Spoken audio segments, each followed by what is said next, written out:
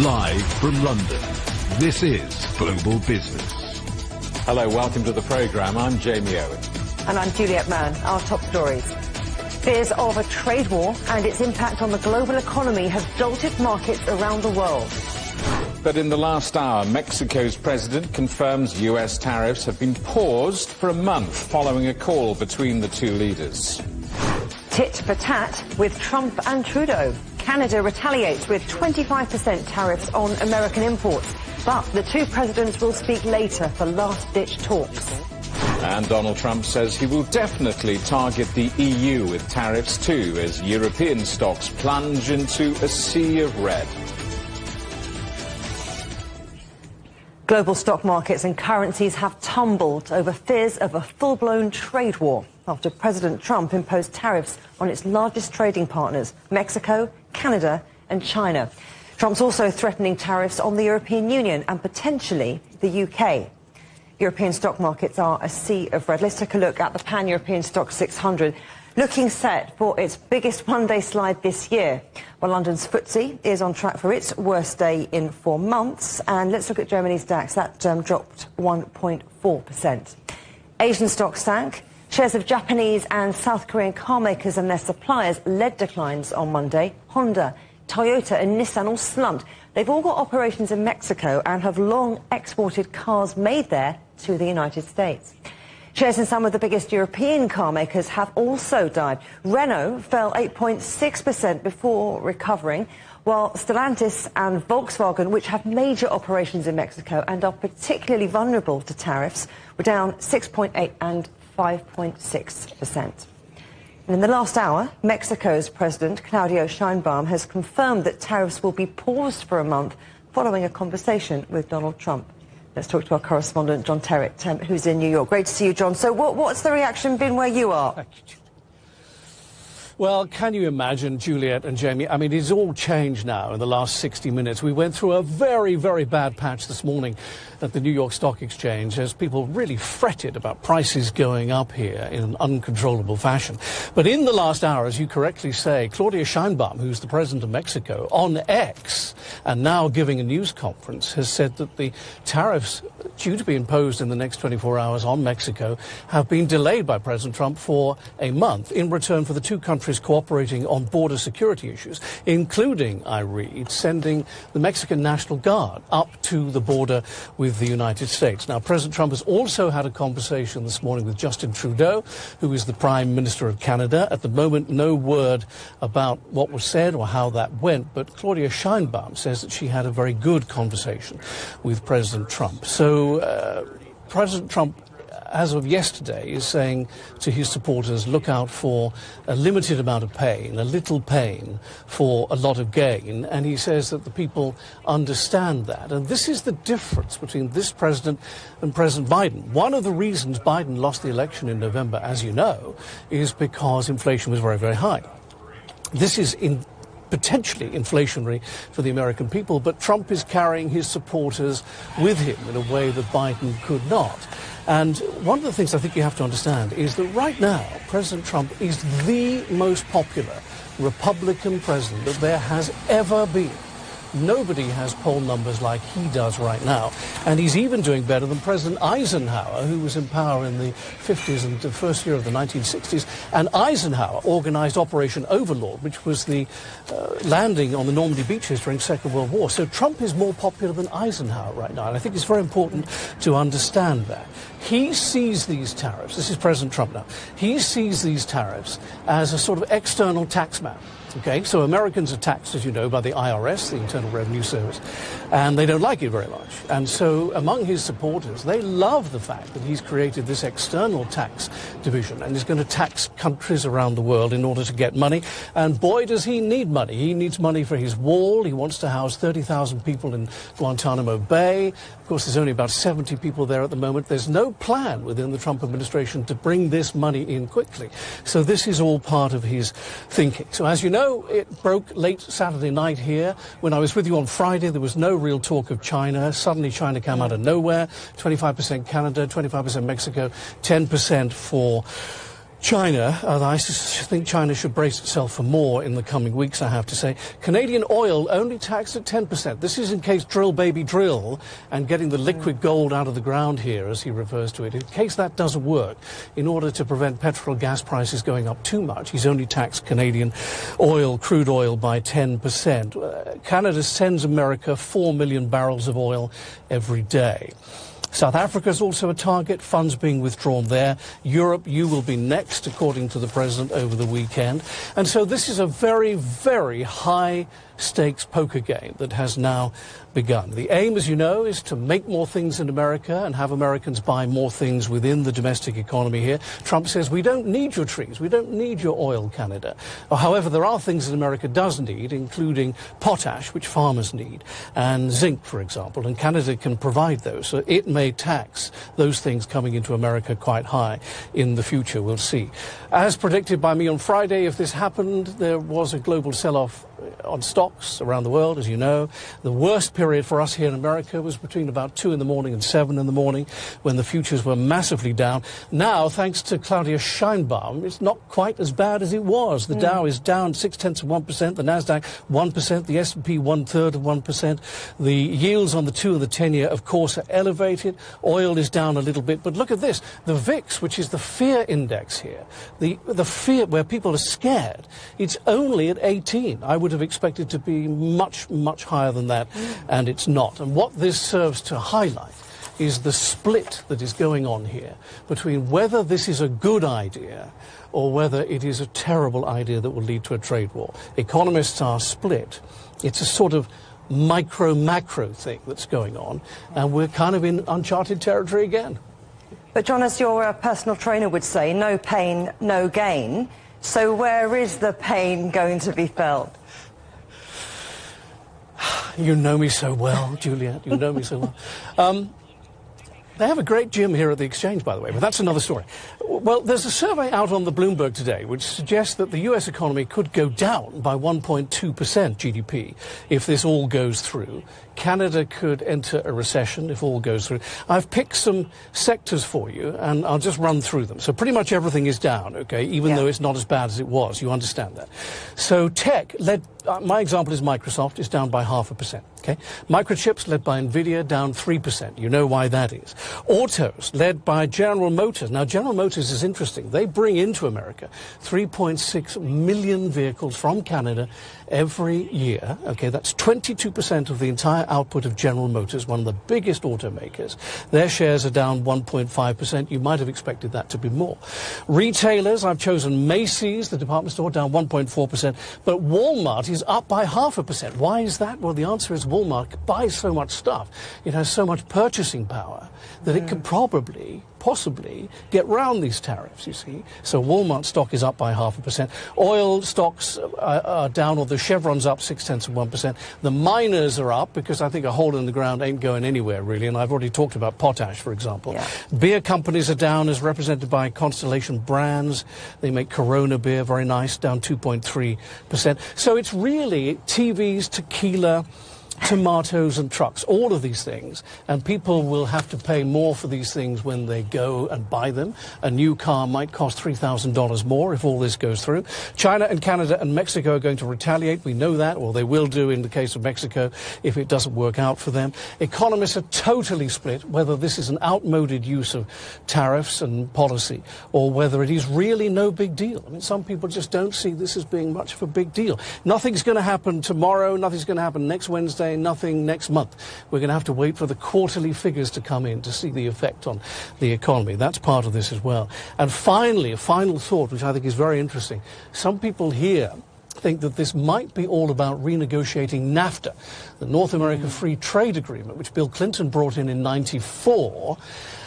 And which Trump renegotiated in 2020, but he wasn't happy about it, and it runs out next year. And the thinking is that certainly in Mexico and Canada's case, this may be about dragging them to the negotiating table. And we've already seen Claudia Scheinbaum step up.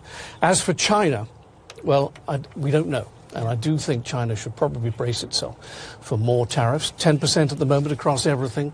But he was talking about 60% out on the campaign trail. So we'll see.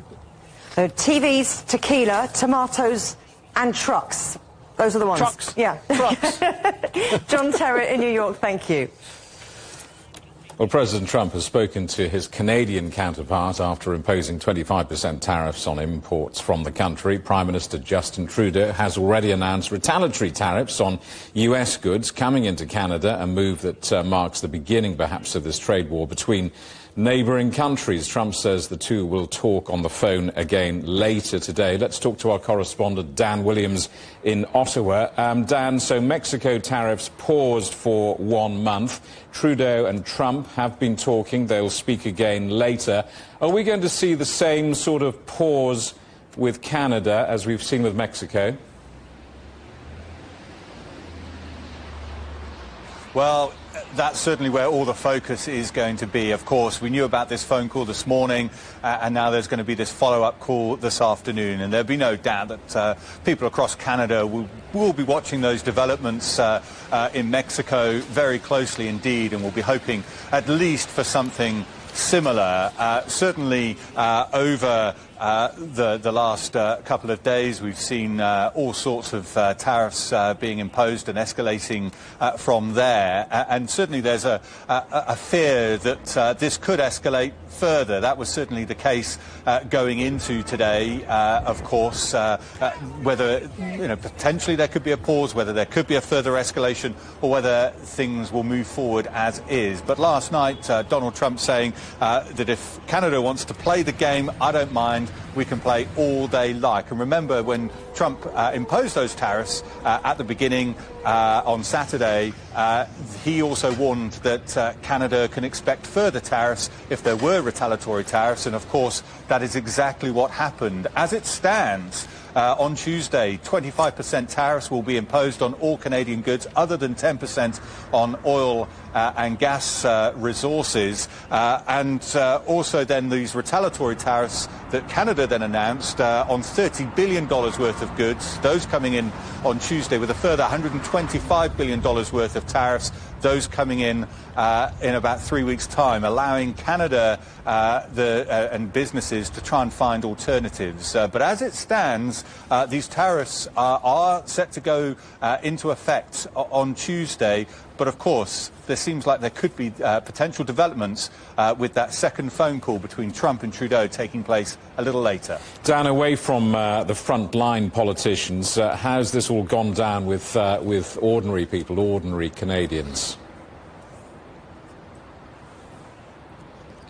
Yeah, there's no doubt that there's a lot of frustration, a sense of betrayal and some anger. I mean, there's also, most Canadians I've been speaking to, they're absolutely aware of what this can be. Deep economic pain. It means jobs. It means GDP falling away. It means, as John Terrett was saying there, a potential recession. And I think it's against that backdrop where we saw the frustrations boil over the weekend at various sporting events here in Canada, where the US national anthem was booed. And I haven't seen that before. And certainly, when I've been covering these kind of events, and there have been these tariff wars before and other trade disputes, but this definitely feels like it's altogether another level. We're also seeing a Just Buy Canada movement. Justin Trudeau at the weekend saying, please, shoppers, check your labels, buy Canadian goods wherever possible. And we're also seeing a more united response as well. Here in Ontario, for example, the Premier, Doug Ford, here saying that there's the big liquor chain here will take off all US booze products, wine, Californian wine, beer, liquor, bourbon, you name it, all will come off the shelves on Tuesday in Ontario. That's worth, just in this one liquor store, worth about $1 billion a year. So that's pretty unprecedented. And Doug Ford also saying that they will also ban any US company from any kind of provincial contract, and saying that he's ripping up a $100 million deal that they had with Elon Musk's Starlink for internet access and services. So this really has kind of compounded. So we are seeing these reactions, if you like, across the board from Canadian government, from Canadian businesses, looking to try and soften the blow where they can. But there's no doubt, many here, if these tariffs are imposed and they are carried through, there's no doubt that the feeling here is that this will cause deep economic hurt as well. Dan, good to see you. Thank you for that. Our correspondent Dan Williams in Ottawa. Europe is also a potential target of President Trump's tariffs. He says the United States will definitely impose trade levies on the 27-member group, but that a deal may be struck to avoid the move. European leaders warned this could set off a trade war and cause economic harm. The EU exported over $576 billion worth of goods to the United States in 2023. That's nearly 20% of its total exports that year. Our correspondent Will Denslow is in Brussels. Will, how are EU leaders responding to this? Well, EU leaders have gathered here in Brussels for an informal meeting on the issue of defence, but it is trade security that is very much grabbing the headlines after those comments from Donald Trump over the weekend. And we've heard from a number of member states leaders, including Polish Prime Minister Donald Tusk, who says this is really an effort and a test of EU solidarity going forward. There's been a range of tough responses as well, including from French President Emmanuel Macron, who says that it's an opportunity for the EU to stand up and to defend itself. We've heard these comments as well from a spokesperson from the European Commission saying they are prepared to respond firmly if indeed Donald Trump's threat of tariffs comes to fruition. That is a point somewhat reiterated by Kaja Kallas, the EU's foreign affairs chief. There are no winners in trade wars. If United States and the US start the trade war, then the one laughing on the side is China. We are very interlinked. We need America and America needs us as well. The tariffs increase costs. They are not good for the jobs, not good for the customers either. Now, this is a trade relationship worth around $1.6 trillion per year. It is one of the world's biggest trade partnerships. So any kind of trade dispute would have monumental impacts for both Brussels and Washington. And as we've seen with Mexico and Donald Trump being prepared to make concessions, well, the question is, what can the EU do to potentially appease Donald Trump? Well, over recent weeks, the EU says they are prepared to be pragmatic and even have floated the idea of importing more US liquefied natural gas from the US to Europe. But seemingly, at the moment, those efforts to please Donald Trump falling on deaf ears. So very interesting to see what happens next and if the EU can stave off any kind of a ramping up in this trade dispute. Will Denslow in Brussels, thank you. Let's talk to Robert Koopman, former chief economist at the World Trade Organization, now a Hearst senior professorial lecturer at the American University. Robert, good to see you. Welcome. It's difficult to see why the world is having a touch of vapors, really, because Trump has done exactly what he said he'd do. What's your reaction? Yeah, he has indeed done exactly what he said he would do. I think the big question is, what does he want to get out of it? And there's a reasonable chance this could just be performative, so he gets some minor concessions from partners that he can then announce that, look, I'm big, I'm strong, I twisted their arms to get this, that, or the other thing. So maybe we don't see the full-blown trade war. So might he be right? Is that what you're suggesting? No, I'm not saying he's right. Because there'll be long-term costs from this, regardless of whether or not there's tariffs put in place. The tariff impacts would be negative for sure. They could be offset by other economic growth drivers, but they could amplify other uncertainties. And his raising all this policy uncertainty, particularly with countries that are considered to be our allies, could really disrupt firms' investment decisions, long-term economic relations.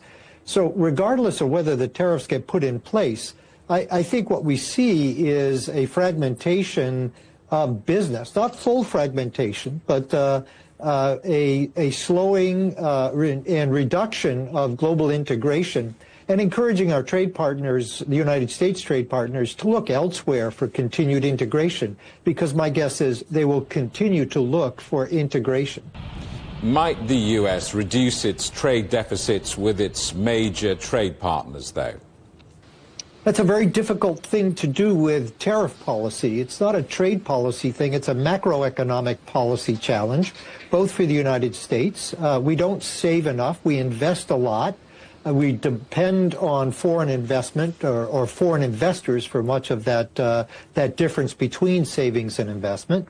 Other countries, like China, save a lot and compared to their investment.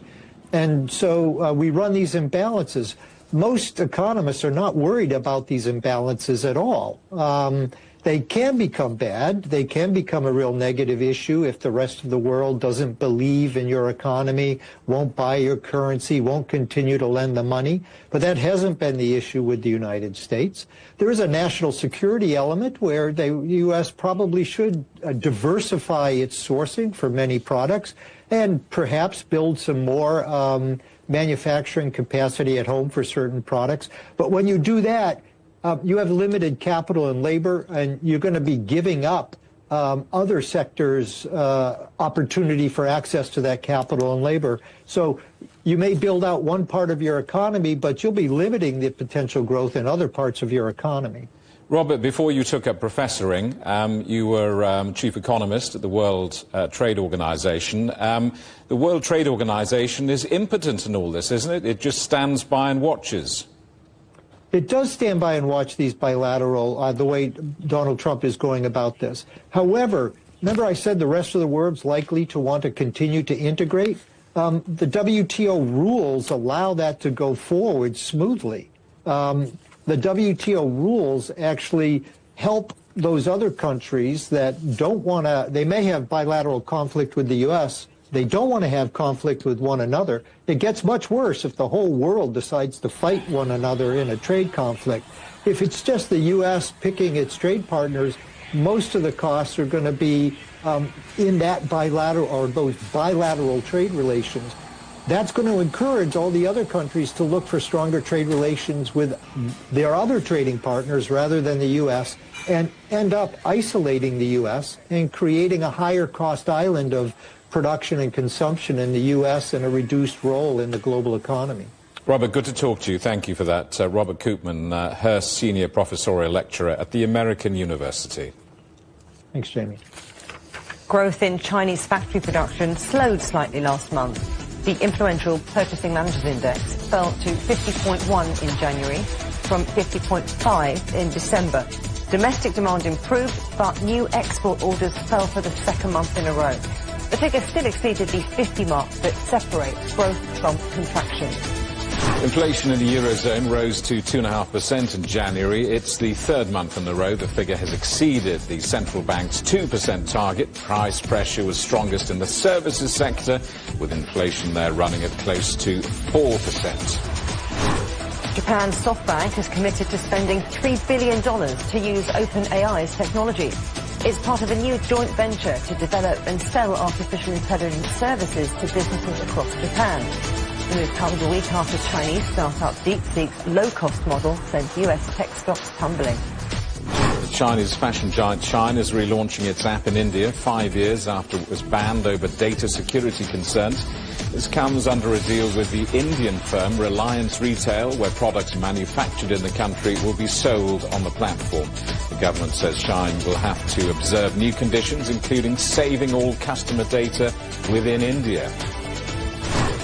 UK utility giant Thames Water has asked judges to approve an emergency cash lifeline to avoid it running out of money by next month. Lenders are offering up to $3.7 billion in short-term loans to help the company stave off a temporary nationalisation. London's High Court has 4 days to decide whether to approve a bailout. You're watching CGTN. Still ahead, Israeli Prime Minister Benjamin Netanyahu arrives in Washington for President Trump's first meeting with a foreign leader since his return.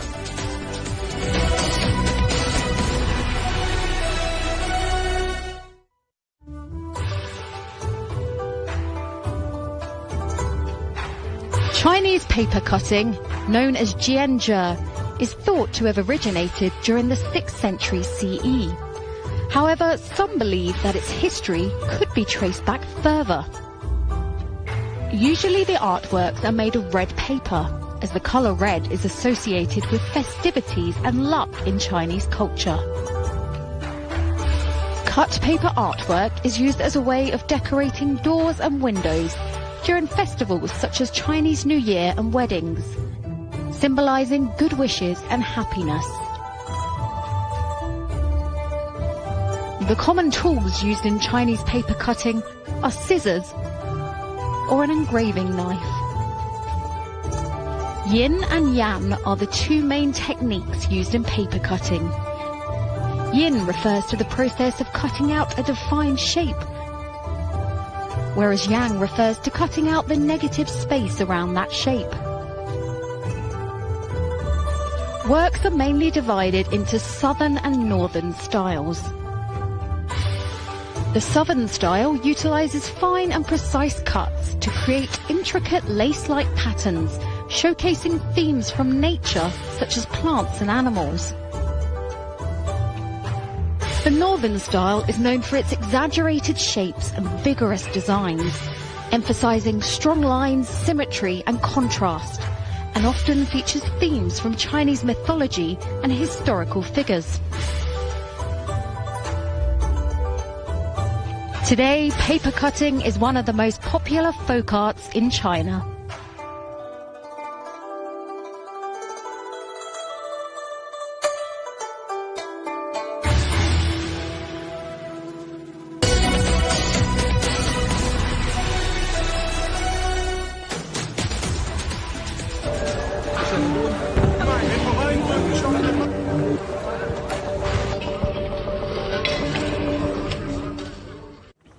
Welcome back to Global Business Europe.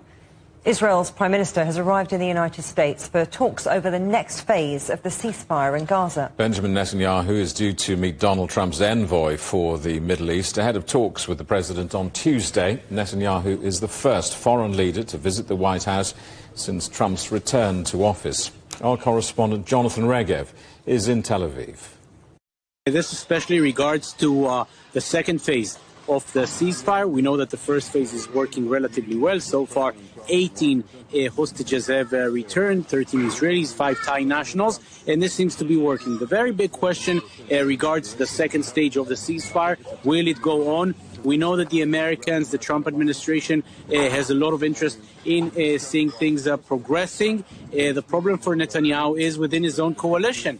Two far-right parties, the Religious Zionism, headed by Bezalel Smotrich, and Jewish Power, headed by Itamar Ben-Gvir. Both parties said that if the agreement goes into the second stage, the stage which goes for the complete withdrawal of Israeli forces from the Gaza Strip and an eventual end of the war, they will withdraw from the government, and then they will have enough fingers to bring the coalition down. Now Benjamin Netanyahu has to decide what to do, to go with the pressure of the Americans or to go with the pressure of his own coalition. A very big question there.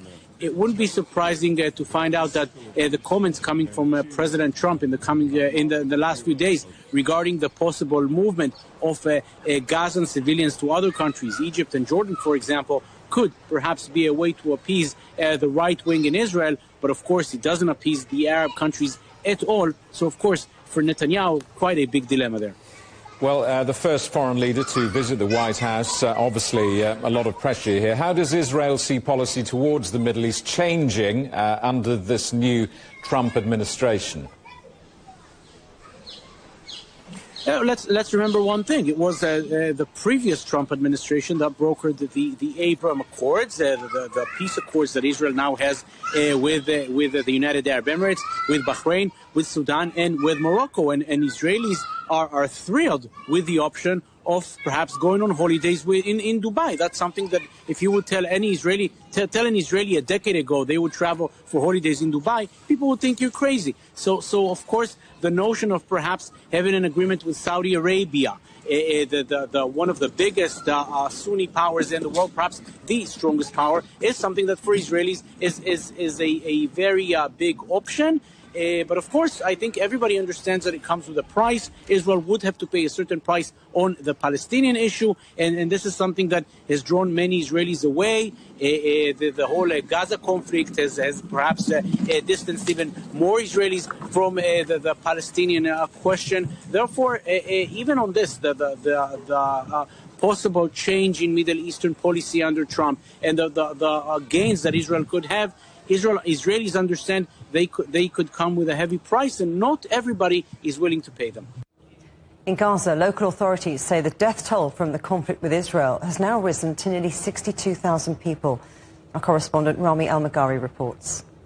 This figure could rise because of the fact that thousands of people have been missed during the war, and no one knows about their whereabouts, about their fate and destiny.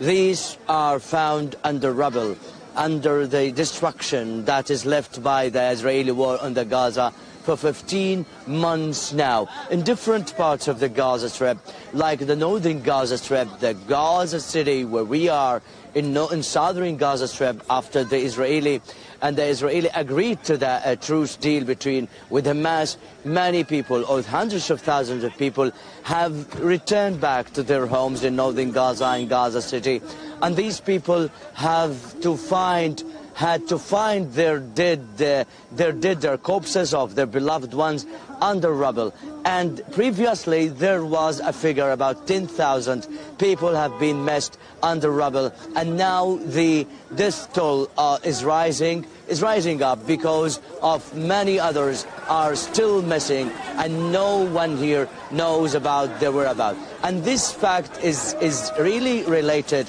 and connected with the ability of the local authorities here in the Gaza Strip, especially the civil defense services, to dig for those people, to excavate the destruction right over there. And they are unable to do that because of the fact that there is a lack of the equipment and the machineries to use for digging for those dead ones. And there was a statement by the civil defense services in the Gaza Strip calling on the international community to help bring those needed equipment and machineries into Gaza so that they can be able to do that as best as they can. The clean-up of devastating fires in Los Angeles is underway as teams work to clear debris. But a new challenge is arising after heavy rain caused toxic runoff to flood beaches. Our correspondent Adis Tianshan reports. After battling multiple wildfires for almost 3 weeks, the city of Los Angeles is now facing another threat. Delayed winter rains that were so desperately needed last month are now part of the problem. We are beginning in a proactive way, in anticipation of rain, to make sure that if rain does come, that it doesn't add further to the crisis that we've been in. There's a lot of hazardous materials, toxics, that could go into the ocean. We want to prevent that. The city workers have used concrete slabs and sandbags to prevent toxic debris flows in areas charred by the recent fires. The mayor issued an executive order to expedite cleanup efforts in burn areas and mitigate the environmental impacts of fire-related pollutants. The two fires that have destroyed large parts of Los Angeles have finally been fully contained, but the devastation itself now poses another form of hazard in the wake of heavy rains from earlier this week. A long stretch of Los Angeles County beaches have been closed after public health officials announced that fire debris runoff and pollutants in the water and on the sand may contain toxic or carcinogenic chemicals.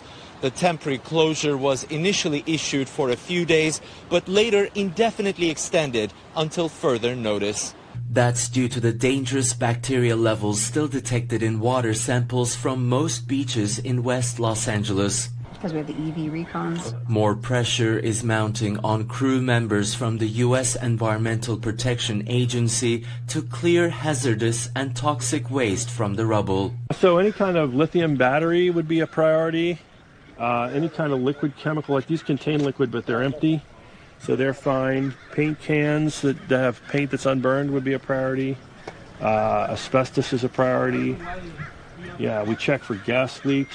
Their goal is to make the area safe for residents to return to their properties at a time when Southern California is gearing for another series of atmospheric river storms that could trigger more toxic debris flows and mudslides. It is Tianshan, CGTN, Los Angeles. You're watching CGTN. Still ahead. Escape to the sun, but it will cost you. Spain's hefty property tax on foreigners makes paradise more pricey.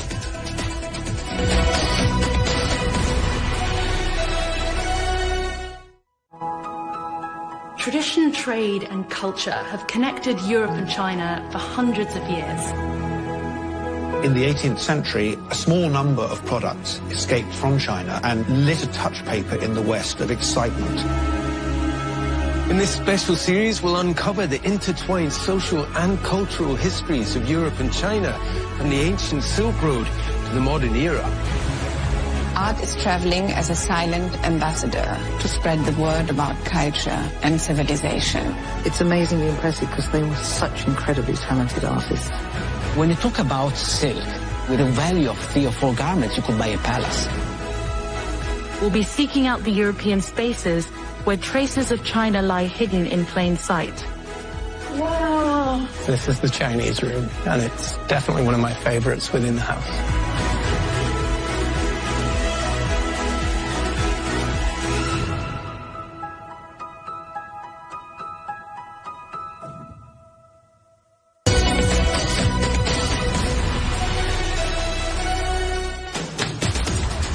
Hello, welcome back to Global Business Europe with Jamie Owen and Juliet Mann. Our top stories. Fears of a trade war jolts markets around the world.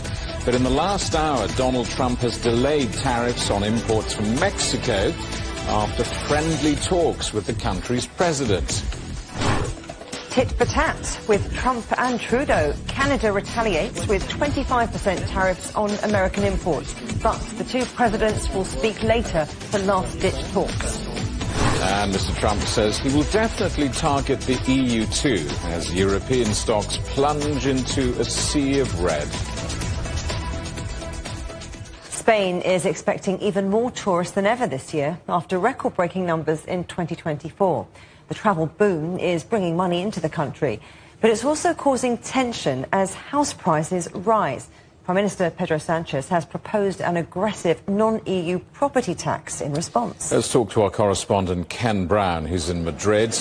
Ken, there seems to be a lack of consensus on this. Not everyone agrees.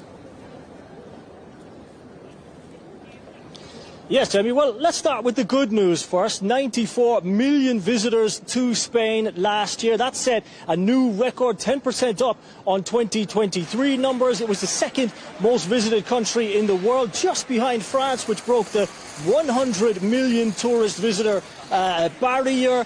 To be fair, France did cheat a little by hosting the Olympics, but it's very good news for Spain. We heard from Jordi Herrero, the Spanish tourism minister today, announcing these numbers. He said that not only have there been more visitors, but they've also spent more money, $20 billion in 2024. That's 20 billion more than 2023, 130 billion overall. And that's really driving growth in the Spanish economy. Unemployment is at its lowest level since 2008. Spain has one of the highest GDP growth levels in Europe at the moment, up at around 2.5%. That's 5 times the European average. So that's the good news.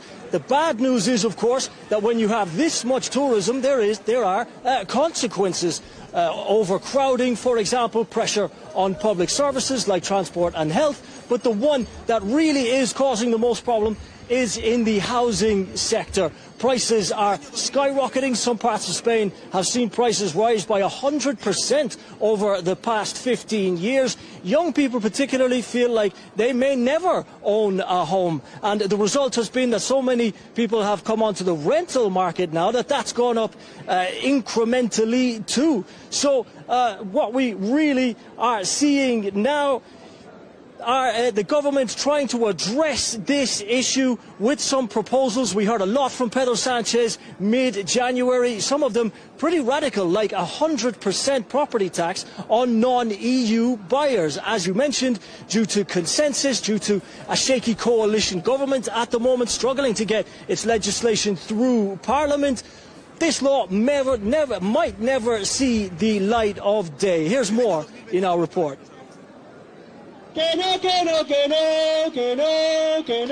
Spain's housing crisis is out of control. That was the message from protesters on the streets of Madrid towards the end of 2024. Yes, we are very angry at the situation because all the houses are being transferred to tourism houses, tourism apartments, and the price is all the time keeping higher and higher. So we cannot pay our rent, or we have to give so much money to our landlord that we don't have enough money to live. Socialist Prime Minister Pedro Sánchez made global headlines when he said action was needed. We have decided to limit the purchase of homes by non-EU residents. And we will do it through a tax worth 100% of the price of the property.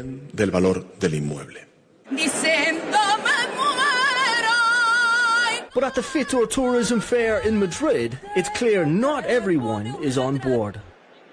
Spain has the highest unemployment and among the lowest wages in the European Union. And this proposal has been met with some serious opposition from some of the powerful regional governments, including Madrid, which received over 70% of all of the international investment in property last year, almost $20 billion. From the capital to the coast, concerns are being voiced about a tax that the opposition calls xenophobic.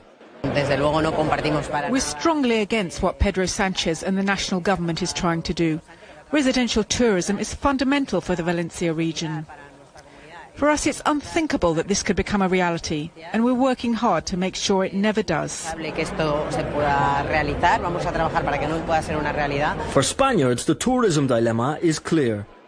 So saying, yes, I rely on tourism, certainly, for my salary. But if with the salary I am earning, I am no longer able to buy a basic right, which is to have a property in a home, then the balance is out of skew. Spain's shaky government coalition means the 100% tax bill proposal faces an uncertain future. So those dreaming of a place in the sun can rest easy. For now, at least. Ken Brown, CGTN, Madrid. A pro-Russian paramilitary leader from Ukraine has been killed in a bomb attack in Moscow.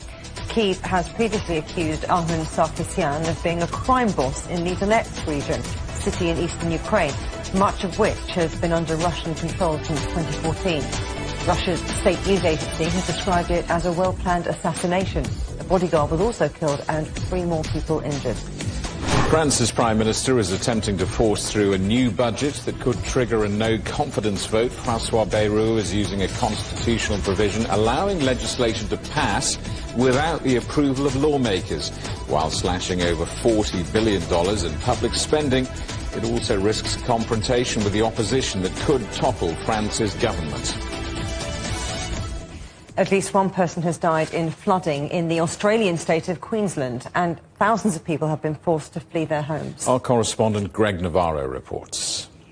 Australia's Defence Force has been placed on standby, ready to assist people living along a more than 700-kilometre stretch of the northern Queensland coastline. Now get this, more than 1,000 millimetres of rain have fallen in the last 3 days. More than half of that record-setting amount fell in just 24 hours, fueled by a tropical low system. The worst of the flooding is centred around Townsville, the largest city in northern Australia, home to about 200,000 people.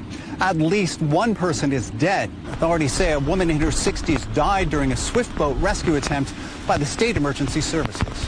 Sadly, we are aware that this morning an SES boat responding to assist members of the public in Ingham capsized at around 9:20.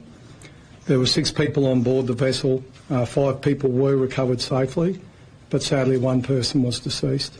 Now thousands of people have been evacuated. Authorities say attempts to get rescue teams into some of the hardest hit areas have been hampered by the collapse of sections of a major highway. That's also affecting access to critical supplies.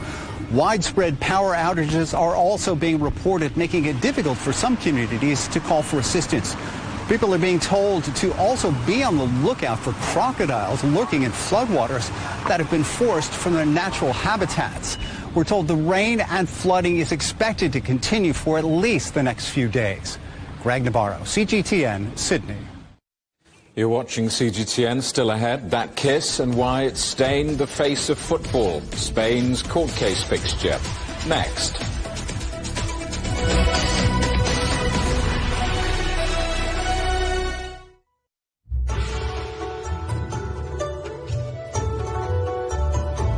Chinese calligraphy, or Shufa, is a traditional visual art form that involves writing Chinese characters in a stylized way. It is thought to have originated alongside the earliest Chinese characters discovered to date, namely oracle bone inscriptions from the Shang dynasty, that's 16th to 11th century BC, in Anyang, Henan province. There are 5 major styles of script: regular, 楷书, running, 行书, cursive, 草书, clerical, 隶书, and seal, 篆书. 4 essential pieces of equipment are used: brush, 笔, ink, 墨, paper, 纸, and inkstone, 砚. Collectively, these are known as the 4 treasures of the study. From brush inclination and direction to the speed of writing, every twist and turn of the wrist is calculated. Today, Chinese calligraphy is a highly valued traditional art form, for it is more than just writing. It is a living heritage. In the 18th century, a small number of products escaped from China and lit a touch paper in the West of excitement. It's amazingly impressive because they were such incredibly talented artists. When you talk about silk, with a value of 3 or 4 garments, you could buy a palace. Art is traveling as a silent ambassador to spread the word about culture and civilization.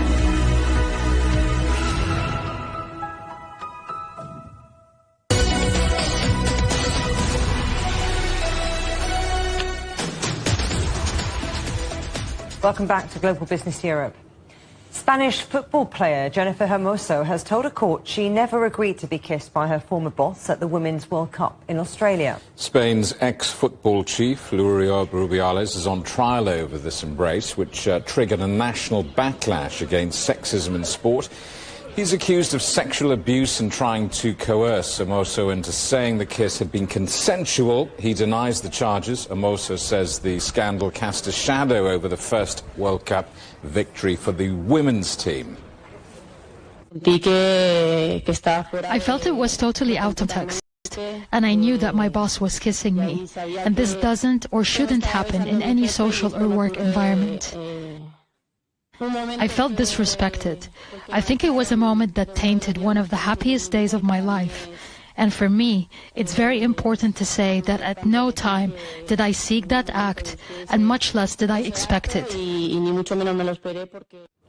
Let's talk to Semra Hunter, who's a Spanish football journalist. Thanks for coming on the programme. Now, Rubiales says it's a witch hunt. What is the mood, the public mood, around this trial? It's pretty much picking up where it left off last year whenever we had the hearings around whether this was even going to go to trial in the first place. There's still a lot of outpouring of support for Jenni Hermoso pretty much across the board. There's a lot of members of government that have also spoken out publicly today wishing her a lot of luck, hoping that there's going to be justice for Jenni Hermoso and for women across society. They're hoping that this will be a watershed moment if in fact it does go in favour of Jenni Hermoso, because they believe that there will be a massive spillover effect in how we can actually change normalized behavior when it comes to sexist behavior that is so deeply entrenched in Spanish society and Spanish culture. So it's a massive, massive ordeal. You can imagine that so many people are watching with a lot of attention, with a lot of care and a lot of interest. In Spain, it's got wall-to-wall media coverage. It's trending on social media. A lot of people are very much interested to see how this one definitely does pan out. And it's not just in Spain, of course. There's a lot of interest that has been captivating audiences all around the world to see how this does, in fact, play out. This kiss happened 18 months ago, eclipsing Spain's first Women's World Cup victory. Has anything changed in terms of redressing machismo in sport? Actually, yes. Thankfully, there has been a little bit of incremental change, at least specifically as it pertains to the women's national team and women's football. In Spain, actually, La Liga F, which is the domestic league for Spanish women's football, they actually had a strike last year in the summer. They were asking for better pay, and they boycotted for the first few weeks of the season. They eventually got their way. They were able to have an increase in pay. They were able to make some changes as it relates to the overall working conditions for these players at their respective clubs. Within the national team itself, they also boycotted going to several games until they were able to have an agreement put into place with the federation itself. There was a lot of players, members of the federation who left. They were pushed out, you could say, by the players. There was a bit of a changeover in terms of personnel, but beyond that, they were able to get some of the demands met, which is something that they'd been asking for many, many years, as it related to equal pay, as it related to equal infrastructure, in terms of changing the way that women's football is structured within the federation. Basically, what the players wanted was to be treated the same way as the men. And one of the most symbolic changes that they actually made was a rebrand of the Spanish national team. They now just call it the Spanish national football team rather than the men's team or the women's team. And the idea, the message behind that is that football is just football, and they don't want to separate it by genders. So there has been some small steps taken. Of course, still many more do need to happen, but at least it is a start. Semra, this goes beyond football, doesn't it? Beyond sport. The government's brought in reforms aimed at boosting gender equality more generally. So how much is an impact is all of that likely to have? Well, hopefully it will continue to make even more of an impact. As you say, there was a new law that was put into place called, I believe it's called the Equal Representation Law, where they are trying to balance the scales when it comes to politics, to businesses, to administration. They want to make sure that at least there's 40% represented, whether it's by men or women, to make it as close as even as possible. And that allows more room for women to actually access higher positions within major organizations and places where they can actually have impactful change on decisions that are to be made. Beyond that as well, there was the law of only yes is yes, meaning that now, if there is no consent when it comes to any kind of situation where it could be a male or a female, but if they're found themselves in a situation of sexual abuse, if there is no consent legally, they are now going to be protected, whereas before that was not necessarily the case. So there have been small changes made. Again, it is a very slow process, as bureaucracy tends to be, but at least there is a lot more conversation now in the wider public and more conversation in the workspace as well, whereas before these kinds of things were never really discussed. People never really felt comfortable about it, or they tried to pretend like these things were never actually happening. So there's much more of an awareness now. Yes. There is a shift in consciousness across the board, and it has been positive, I think we can say, in that sense. And hopefully over time we will see much more meaningful impact and changes actually put into place in wider society. Semra Hunter, Spanish football journalist, thank you very much. Crowds have gathered in China's city of Harbin for the torch relay of the 9th Asian Winter Games. More than 100 torchbearers passed through some of the city's iconic sites to usher in the opening of the event. Our correspondent Dai Kaiyi reports. 120 torchbearers set off on their journey spanning roughly 11 kilometers. The flames they carry will light up the main cauldron of the opening ceremony of the Asian Winter Games on February 7th and burn until the games come to a close a week later. I'm from Macau, and it's an honor to be a torchbearer. Dream of winter, love among Asia. The torchbearers range from 16 years old to 83. They come from all walks of life, representing outstanding individuals in their fields and those who have played a key role in making this edition of the Asian Winter Games possible. Witnessing the torch relay of the Harbin Asian Winter Games in person is a truly historic moment. I feel honored and proud. Being able to get up close with the torchbearers and even take photos with them is an incredible experience. I hope the Asian Winter Games will showcase Harbin's warmth to the world and encourage more people to visit. Going beyond just the tradition, the organizers say the torch relay of the Asian Winter Games is a symbol of peace and friendship, is a way to inspire public excitement and bring cultures together. Through this relay, they hope to fully embody the Olympic spirit. 戴凯伊 CGTN 哈尔滨。 Hungary is marking Chinese New Year with a unique blend of tradition and technology. The organizers say the events look to unite different generations and different cultures. Our correspondent Pablo Gutierrez reports. Budapest welcomes the Year of the Snake with a one-of-a-kind celebration, including Chinese opera, traditional arts and crafts, and one of the world's most popular Chinese online games. Half my life has been playing the League of Legends. Charlie Erickson, better known online as Kesha, is one of the world's top players of League of Legends and Wild Rift. He was invited to the celebration to meet, greet, and play alongside fans. With this game, we can promote our traditional Chinese culture, embroideries to all of the world, especially the youngsters. So that's our idea. Sang says the game's creators designed new digital costumes inspired by Sohu embroidery for the Year of the Snake. This led them to invite Sohu artisans to showcase their craft alongside Hungarian Matjo embroidery artists. It's kind of very exciting, and I think it's very, very good, like this two cultures come together, and so I hope we're going to have more like this in the future. And a chance to learn other Chinese crafts like lantern making, sugar blowing, and kite design. Creating a cultural dialogue that bridges generations and backgrounds. That is the goal of this event, according to the China Cultural Center here in Budapest. They say they will continue to promote programs that highlight the best of Chinese and Hungarian cultures.